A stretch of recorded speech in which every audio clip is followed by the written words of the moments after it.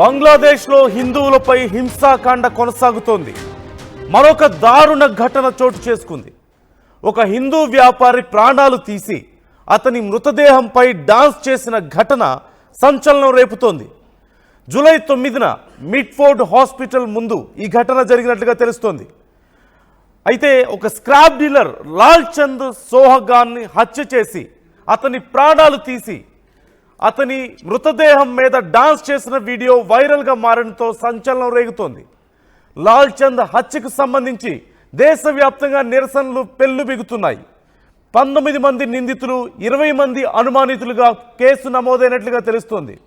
నిందితుల్లో Bangladesh Nationalist Party Youth Front కార్యకర్తలు కూడా ఉన్నారంటూ గుర్తించారు.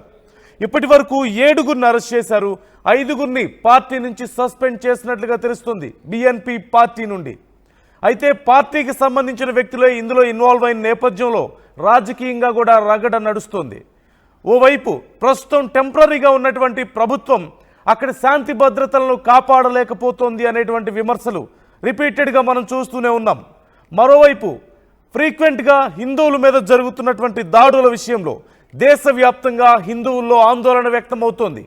బంగ్లాదేశ్లో హిందువులకు రక్షణ లేకుండా పోయింది అంటూ, హిందువుల ప్రాణాలకు రక్షణ లేకుండా పోయింది అంటూ హిందూ సంఘాలు అక్కడ ఆందోళన వ్యక్తం చేస్తున్నాయి. ప్రభుత్వం మీద ఈ విషయంలో ఒత్తిడి వస్తోంది. మరోవైపు ప్రపంచ దేశాల్లో సైతం ఈ విషయంలో చాలా ఇంట్రెస్ట్ కనిపిస్తోంది. బంగ్లాదేశ్లో జరుగుతున్నటువంటి పరిణామాలను భారత్ కూడా చాలా కీన్గా అబ్జర్వ్ చేస్తోంది. అక్కడ ఉన్నటువంటి రాజకీయాల్లో ఇప్పటికే భారత్ ఇన్వాల్వ్ అవుతోందంటూ వస్తున్నటువంటి విమర్శలు కూడా మనం చూస్తూనే ఉన్నాం. ఈ నేపథ్యంలో అక్కడి పరిస్థితులను చక్కదిద్దేందుకు వైపు భారత్ కూడా తన వంతు ప్రయత్నాలు చేస్తోంది. అయితే వరుసగా బంగ్లాదేశ్లో హిందువుల మీద దాడులు జరగడం, హిందువుల ప్రాణాలు తీస్తుండడం, చాలా వైలెంట్ సిచ్యువేషన్స్ వరుసగా జరుగుతుండడం పట్ల ఆందోళన వ్యక్తమవుతోంది. అక్కడ ఒక వ్యాపారిని కాంక్రీట్ దిమ్మెలతో మోది అత్యంత దారుణంగా అతని ప్రాణాలు తీసి అతను మరణించాడని తెలిసిన తర్వాత అతని మృతదేహంపై డాన్స్ చేశారంటే పరిస్థితి ఎంత దారుణంగా ఉందో, ఎంత విచ్చలవిడిగా ఉందో అక్కడ పరిస్థితి మనం అర్థం చేసుకోవచ్చు. ఈ నేపథ్యంలో ఆ మృతుడి చెల్లి కంప్లైంట్ ఇచ్చింది. 19 మందిని నిందితులుగాను, 20 మందిని అనుమానితులుగా, మరొక 20 మంది గుర్తు తెలియని వ్యక్తులను అనుమానితులుగా నమోదు చేసినట్లుగా తెలుస్తోంది. అయితే అక్కడ ఉన్నటువంటి party Bangladesh Nationalist Party Youth front కార్యకర్తలే ఉన్న నేపథ్యంలో ఇప్పటికే వారి మీద కూడా యాక్షన్ తీసుకున్నట్లుగా తెలుస్తోంది. రాజకీయాల్లో ఉన్నటువంటి వాళ్ళు, రాజకీయ పార్టీలో భాగమైన వాళ్లే ఇలా హింసకు ప్రేరేపిస్తుండడం, హింసకు పాల్పడుతుండడం పట్ల తీవ్ర ఆందోళన వ్యక్తమవుతోంది. ప్రభుత్వంలో భాగమైన వాళ్లే, పార్టీ కార్యకర్తలే ఇలా వ్యవహరిస్తే ఇక సామాన్య ప్రజల పరిస్థితి ఏంటి అనే ప్రశ్న ఇక్కడ ఉత్పన్నమవుతోంది. ఈ నేపథ్యంలో దేశవ్యాప్తంగా, బంగ్లాదేశ్ వ్యాప్తంగా కూడా హిందువులందరూ కూడా ఆందోళన వ్యక్తం చేస్తున్నారు. గతంలో కూడా అనేక ఘటనలు చూసాం. హిందూ దేవాలయాలు కూల్చడం, హిందువుల ఇళ్లలోకి చొరబడి దాడులు చేయడం, అలాగే పని విషయంలో కూడా, అక్కడ ఉద్యోగాల విషయంలో కూడా హిందువుల మీద తీవ్రమైనటువంటి వివక్ష ఉంది అంటూ అనేక సందర్భాల్లో వచ్చినటువంటి వార్తలు మనం చూసాం. వీటన్నిటితో పాటు హిందువుల మీద వరుసగా జరుగుతున్నటువంటి మూక దాడులు ఇప్పుడు బంగ్లాదేశ్ వ్యాప్తంగా పెద్ద చర్చను లేవనెత్తుతున్నాయి.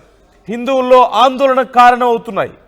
ఈ అంశానికి సంబంధించి అసలు ఏం జరిగింది, ఏం చర్యలు తీసుకుంటున్నారు అనే అంశానికి సంబంధించి పూర్తి సమాచారం మా ప్రతినిధి పెట్రిషియాని అడిగి తెలుసుకుందాం. పెట్రిషియా, ఈ ఘటనకు సంబంధించి ఏం చర్యలు తీసుకుంటున్నారు? ఇంత దారుణం జరుగుతుంటే హిందూ సంఘాలు మరి ఎలా రియాక్ట్ అవుతున్నాయి? ఎలాంటి చర్యలను వారు డిమాండ్ చేస్తున్నారు? బంగ్లాదేశ్ లో హిందువుల పైన ఇంకా వైలెన్స్ కొనసాగుతుంది. ఒకవైపు శవం పైన డాన్స్ చేసిన బంగ్లాదేశియన్స్ అని కూడా ప్రస్తుతం అయితే వైరల్ అవుతున్న వీడియో అంతా కూడా వైరల్. స్క్రాప్ డీలర్ అతను కూడా తెలుస్తుంది, లాల్ చంద్ అతని పేరు. అతని అతి దారుణంగా స్క్రాప్ డీలర్ ని హత్య చేసి వరల్డ్ వైడ్ అంతా కూడా ఇప్పుడు చర్చనీయాంశంగా మారింది. దాదాపు 20 మందికి పైన సస్పెక్ట్స్ అయితే ఉన్నారు, 19 మెంబర్స్ అయితే అక్యూజ్. అంటే అంతమంది కలిసి ఒక వ్యక్తిని అతి దారుణంగా బండరాయితో మోదీ అతి రోడ్డు మీద ఈడ్చుకు వెళ్ళడం, ఆ తర్వాత నూరు పోగు లేకుండా అతని దుస్తులు మొత్తం కూడా చినగొట్టడం, ఇదంతా కూడా చేశారు. ఇప్పటికే ఒక హిందూ వ్యాపారి పైన ఇంత దారుణంగా హత్య చేయడము, కాంక్రీట్ తోని అతని మోది మరీ కొట్టి మరీ చనిపోయారు. దీనిపైన బంగ్లాదేశ్ అంతా కూడా ప్రస్తుతం చర్చనీయాంశంగా మారిన సిచ్యువేషన్ కనిపిస్తుంది. అదే కాకుండా మృతదేహం పైన దూకుతూ డాన్స్ చేస్తూ రచ్చ చేశారు. ఇప్పటికే బంగ్లాదేశ్ లో ఉన్న హిందువులందరూ కూడా సెక్యూరిటీ లేదంటూ కూడా తీవ్రమైన ఆగ్రహం వ్యక్తం చేస్తున్నారు. ఇదంతా కూడా ఒక హాస్పిటల్ ముందైతే జరిగింది. మిడ్ఫోర్ట్ హాస్పిటల్ దగ్గరనే ఈ ఘటన జూలై 9th రోజు జరిగింది. ఇప్పటి వరకు కూడా యాక్టివిస్టులు, బంగ్లాదేశ్ నేషనల్ పార్టీ యూత్ వాళ్ళు కూడా హిందువుల పైన అటాక్ చేస్తున్నారంటూ కూడా సమాచారం అయితే తెలుస్తుంది. అదే కాకుండా అనేక సార్లు హిందువుల పైన ఇటువంటి దుర్ఘటనలు జరుగుతూ ఉన్నాయి. ఏమాత్రం హిందువులకి భద్రత లేదు అంటూ కూడా అక్కడున్న హిందూ సంఘాలు కానీ అందరూ మాట్లాడుతున్న పరిస్థితి అయితే కనిపిస్తుంది. సోషల్ మీడియా అంతా కూడా ఈ వీడియోని కూడా వైరల్ చేశారని కూడా తెలుస్తుంది. వాళ్ళ సోషల్ మీడియా హ్యాండిల్ ద్వారానే ఇదంతా కూడా జరిగింది. అదే కాకుండా లాల్ చంద్ సిస్టర్ కంప్లైంట్ ఇవ్వడంతో ఈ ఘటనను కూడా ఇన్వెస్టిగేట్ చేసి దాదాపు 5 మాత్రం అరెస్ట్ చేశారని తెలుస్తుంది. దీంట్లో 4 మాత్రము ఇంకా ఇప్పటికే ఈ తాత్కాలిక ప్రభుత్వం అయితే బంగ్లాదేశ్ లో ఉందో హింసను అరికట్టలేకపోతున్నారంటూ కూడా చెప్తున్నారు. అదే కాకుండా లాల్ చంద్ సిస్టర్ కంప్లైంట్ మేరకు కూడా 19 మెంబర్స్ ని అక్యూజ్ గా 20 మందిని సస్పెక్ట్ గా పెట్టారు. దీంట్లో 5 మాత్రం తక్షణమే అరెస్ట్ చేశారు. మిగతా కొంతమంది కోసం కూడా గాలింపు చర్యలు కొనసాగుతున్నాయని కూడా మొత్తం మీద అయితే తెలుస్తుంది. ఇప్పటికే అనేక మంది అనేక రకాలుగా మాట్లాడుతున్న పరిస్థితి కనిపిస్తుంది. కానీ ఇదంతా కూడా హిందువులని ప్రశాంతంగా బంగ్లాదేశ్ లో బ్రతకనివ్వట్లేదంటూ కూడా ఈ నెలలోనే దాదాపు అనేక ప్రొటెస్ట్ చేసిన పరిస్థితి కనిపిస్తుంది. ఒకవైపు సేఫ్టీ అనేది అసలు హిందువులకి సేఫ్టీ సెక్యూరిటీ అసలు లేదంటూ కూడా కొన్ని మైనారిటీ కమ్యూనిటీస్ వాళ్ళందరూ కూడా బయటకు వచ్చి మాట్లాడే పరిస్థితి కనిపిస్తుంది. హిందువుల కమ్యూనిటీల పైన కూడా దాడులు చేస్తున్నారు, న్యూమరస్ గా వైలెన్స్ ని ఎంకరేజ్ చేస్తున్నారు అంటూ కూడా చెప్తున్నారు. వాళ్ళ బిజినెస్ ని కానీ, గుళ్ళు కానీ, లేకపోతే టెంపుల్స్ ఇవన్నీ కూడా దగ్ధం చేస్తున్నారంటూ కూడా బంగ్లాదేశ్ లో ఉన్న వాసుల పైన హిందువులు మాట్లాడుతున్న పరిస్థితి అయితే కనిపిస్తుంది. ఇదే కాకుండా Bangladesh Hindu Buddhist Christian unity council BHB-COP వాళ్ళు కూడా థౌజండ్స్ ఆఫ్ పీపుల్ ఇటువంటి వీళ్ళకి ఇంకా హిందువులకి కూడా గొడవలు జరుగుతున్నాయి. ఇటువంటి న్యూమరస్ గా ఇన్సిడెంట్స్ ఈ తరచు కాలంలో జరుగుతున్నాయి. అసలు మాకు ప్రశాంతం లేకుండా పోతుందంటూ కూడా అక్కడ ఉన్న హిందువులు మాట్లాడుతున్న పరిస్థితి అయితే కనిపిస్తుంది. ఇదే కాకుండా ప్రధానంగా హిందూ లీడర్స్ ని కూడా టార్గెట్లు చేస్తున్నారు. మొన్న చూసుకుంటే కూడా మాక్ చిన్నబోయిన కృష్ణదాస్ బ్రహ్మచారిని కూడా అతన్ని కూడా అరెస్ట్ చేశారు. సెక్యూరిటీ ఫోర్స్ కానీ వీళ్ళందరూ కూడా వాళ్ళకే సపోర్ట్ చేస్తున్నారు. ఏమాత్రం హిందువులకి కొంచెం కూడా భద్రత లేదు, ఖచ్చితంగా మాకు భద్రత ఉండాలంటూ కూడా వాళ్ళు రోడ్లు ఎక్కి మరి నిరసన వ్యక్తం చేస్తున్న పరిస్థితి కనిపిస్తుంది. అదే కాకుండా కేసులు హిందువుల పైన పెట్టిన కేసులంతా కూడా విత్డ్రాల్ చేయాలి. అదే కాకుండా జస్టిస్ అకౌంటబిలిటీ అనేది ఉండాలి, మాకు న్యాయం జరగాలంటూ కూడా పలువురు బయటకు వచ్చి మాట్లాడుతున్న పరిస్థితి కనిపిస్తుంది. Right, thank you Patricia. మరోవైపు తాత్కాలికంగా ఉన్నటువంటి ప్రభుత్వం మహమ్మద్ యూనస్ ప్రభుత్వం హిందువుల విషయంలో ఈ వరుస దాడులను, మూక దాడులను అరికట్టలేకపోతుంది అంటూ వస్తున్నటువంటి విమర్శలు మనం చూస్తూనే ఉన్నాం. మనందరికీ తెలిసిన విషయమే. అక్కడ షేక్ హసీనా గత ప్రధాని షేక్ హసీనా విషయంలో జరిగినటువంటి తిరుగుబాటు, ఆవిడ కనిపించకుండా పోవడం, ప్రభుత్వం కూలిపోవడం, ఆ తర్వాత తాత్కాలికంగా అక్కడ మహమ్మద్ యూనస్ అధికారాన్ని చేపట్టడం మనం చూసాం. ఈ నేపథ్యంలో 2026లో వచ్చే ఏడాదిలో సుమారుగా ఏప్రిల్ సమయంలో అక్కడ ఎన్నికలు నిర్వహిస్తాము. ఎన్నికలు నిర్వహించడమే ఇక్కడ ఉన్నటువంటి అనిశ్చితికి మనం ఒక పరిష్కారాన్ని చూపించినట్లు అవుతుంది అంటూ అక్కడ భావించారు. ఈ నేపథ్యంలో అప్పటి వరకు కూడా మహమ్మద్ యూనసే ఆయన ప్రభుత్వాన్ని కొనసాగించబోతున్నారు. అయితే తాత్కాలిక ప్రభుత్వంలో వ్యవస్థలు సరిగా నడవడం లేదని, అవినీతి విపరీతంగా పెరిగిపోయిందని, అలాగే ముఖ్యంగా హిందువుల మీద మూకదాడులు చాలా పెరిగిపోతున్నాయంటూ వస్తున్నటువంటి విమర్శలు మనం చూస్తూనే ఉన్నాం. గతంలో హిందూ దేవాలయాలు కూల్చివేసిన ఘటనలు, అలాగే ఉద్యోగాల విషయంలో హిందువుల మీద జరిగినటువంటి దాడులు, చాలామంది హిందువుల ఇళ్లలోకి చొరబడి మరి వారి ఆడవాళ్ళ పట్ల తీవ్రంగా అసభ్యకరంగా ప్రవర్తించినటువంటి ఘటనలు మనం చూసాం.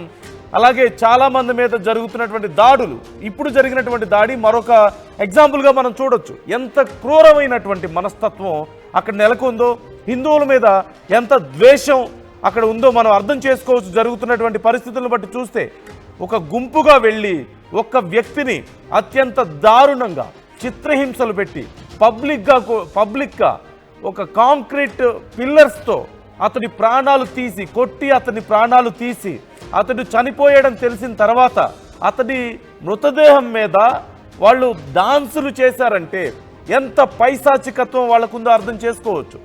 ఎంత దారుణమైనటువంటి వివక్ష హిందువులు అక్కడ ఎదుర్కొంటున్నారనేది ఈ ఒక ఎగ్జాంపుల్గా మనకు కనిపిస్తుంది.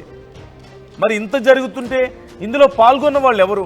అక్కడి బిఎన్పి పార్టీ, బంగ్లాదేశ్ నేషనలిస్ట్ పార్టీలో ఉన్నటువంటి మెంబర్సే ఇలా పాల్గొన్నారు. అంటే రాజకీయంగా యాక్టివ్గా ఉన్నవాళ్ళు, చదువుకున్న వాళ్ళు, సమాజంలో మార్పు తేవడానికి భాగమైన వాళ్ళే ఇంత దారుణాలకు పాల్పడుతున్నారంటే ఇక సామాన్య ప్రజల్లో ఎంత దారుణమైనటువంటి వ్యతిరేకత, ఎంత ఈర్ష్య, లేదంటే ఎంత కోపం హిందువుల మీద ఉందో మనం అర్థం చేసుకోవచ్చు. చాలా సందర్భాల్లో బంగ్లాదేశ్లో హిందువుల పట్ల జరుగుతున్నటువంటి ఈ దాడుల విషయంలో ప్రపంచవ్యాప్తంగా కూడా చర్చనీయాంశమైన విషయాన్ని మనం చూసాం.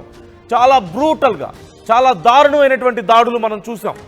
గుంపులుగా వెళ్ళి హిందువుల ఇళ్ల మీద రాత్రికి రాత్రే హిందువుల ఇళ్లలో చొరబడి అక్కడ ఉన్నటువంటి మహిళలను ఎత్తుకుపోయి వాళ్ళ మీద అత్యాచారాలు చేసినటువంటి ఘటనలు మనం చూసాం. అక్కడ ఉన్నటువంటి హిందూ నాయకుల్ని బెదిరించి ఎన్నికల్లో నిలబడకుండా చేసినటువంటి ఘటనలు మనం చూసాం. రాజకీయాల్లోకి రానివ్వకుండా, అక్కడ ఉద్యోగాల్లో చేరనివ్వకుండా, చదువుకున్న వాళ్ళని బెదిరించి ఉద్యోగాల నుంచి తీసేసినటువంటి ఘటనలు మనం చూసాం. అలాగే అక్కడి మహిళలను హిందువులకు సంబంధించినటువంటి యువకులు ప్రేమిస్తే వాళ్ళ ప్రాణాలు తీసినటువంటి ఘటనలు మనం చూసాం. ఇలా 1, 2 కాదు, రోజు అనేక ఘటనలు జరుగుతూనే ఉన్నాయి హిందువుల పట్ల.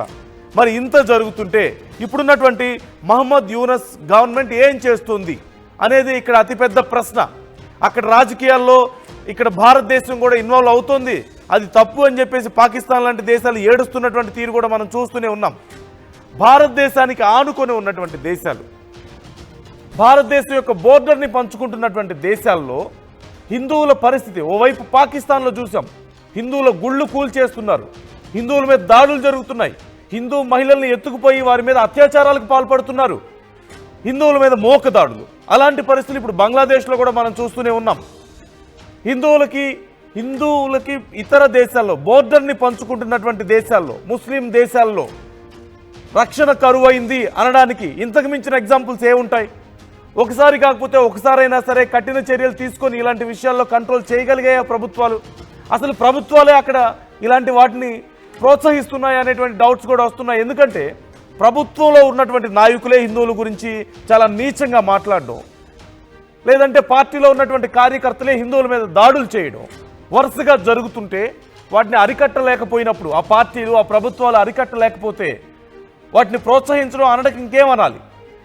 లేదంటే హిందువుల మీద, లేదంటే అక్కడ ఉన్నటువంటి మైనారిటీ మతాల మీద వరుసగా దాడులు జరుగుతుంటే, వివక్ష కనిపిస్తుంటే, హింస పెట్టేగిపోతుంటే ప్రభుత్వాలు కంట్రోల్ చేయలేకపోతున్నాయంటే ఆ ప్రభుత్వాల వైఫల్యంగా ఖచ్చితంగా చూడొచ్చు. మళ్ళీ వాటి గురించి మాట్లాడితే మా రాజకీయాల్లో మీరు జోక్యం చేసుకుంటారు అని చెప్పి ఏడవడం మనం చూస్తూనే ఉన్నాం. అటు పాకిస్తాన్లో అయినా సరే, బంగ్లాదేశ్ రాజకీయాల్లో బంగ్లాదేశ్కు సాయం చేసినా సరే మీరు అక్కడ ఇన్వాల్వ్ అవుతున్నారని చెప్పేసి పాకిస్తాన్ ఏడుస్తున్నటువంటి ఏడుపులు మనం చూస్తూనే ఉన్నాం. ఈ నేపథ్యంలో అనేక మంది పాకిస్తాన్ నుంచి కానీ, బంగ్లాదేశ్ నుంచి కానీ ఎంతోమంది హిందువులు బోర్డర్ దాటి భారతదేశంలోకి ప్రవేశించి ఇక్కడ కూలీనాలి చేసుకుంటూ ఇక్కడ పౌరసత్వం కోసం ప్రయత్నిస్తున్నటువంటి తీరు మనం చూస్తూనే ఉన్నాం. అసలు భారతదేశం ఒక్కసారి ఓకే చెప్తే కొన్ని వేల మంది హిందువులు, లక్షల మంది హిందువులు బంగ్లాదేశ్ నుంచి, పాకిస్తాన్ నుంచి భారతదేశానికి రావడానికి సిద్ధంగా ఉన్నారు. కానీ అక్కడ ఉన్నటువంటి పరిస్థితులను ఎస్కలేట్ చేయడం ఇష్టం లేక భారత్ కొంత సంయమనం పాటిస్తోంది. ఆఫ్కోర్స్ అలా చేయడం భారతదేశానికి కూడా కొంత సమస్యలు తెచ్చిపెట్టే అవకాశం ఉంటుంది. కానీ ఒక్క భారతదేశంలో మాత్రమే హిందువులకు రక్షణ ఉంది. ఇతర దేశాల్లో పరిస్థితి చాలా దారుణంగా ఉంది. ముఖ్యంగా ఇతర ముస్లిం కంట్రీస్లో ఇలాంటి దారుణమైనటువంటి పరిస్థితులు ఉన్నాయనడానికి ఇది ఒక ఎగ్జాంపుల్గా మనం చూడొచ్చు. ఈ విషయానికి సంబంధించి భారత్ కూడా చాలా కీన్గా అబ్జర్వ్ చేస్తోంది సిచ్యువేషన్ను. ఏం జరగబోతుందనే చూడాలి. ఇప్పటికే అక్కడ ఉన్నటువంటి ఈ దాడిలో పాల్గొన్నటువంటి పిఎన్బి కార్యకర్తల మీద కేసు నమోదైంది. మరి ఏమైనా నిజంగా చర్యలు తీసుకుంటారా? 19 మందిని నిందితులుగాను 20 మందిని అనుమానితులుగా, ఎవరు ఏంటి అనేది తెలియదు ఇప్పటికీ కూడా. వారిని కూడా చేర్చినట్లుగా తెలుస్తుంది. మరి ఈ కేసుకు సంబంధించి అసలు ఇప్పుడున్నటువంటి ప్రభుత్వం ఏదైనా చేయగలుగుతుందా అనేది కూడా పెద్ద ప్రశ్నే. మరోవైపు ఈ కేసుకు సంబంధించి విచారణ పూర్తయ్యేలోపు ఇలాంటి కేసులు ఇంకా ఎన్ని తెర మీదకు వస్తాయనేది కూడా చాలా కీలకమైనటువంటి అంశమే.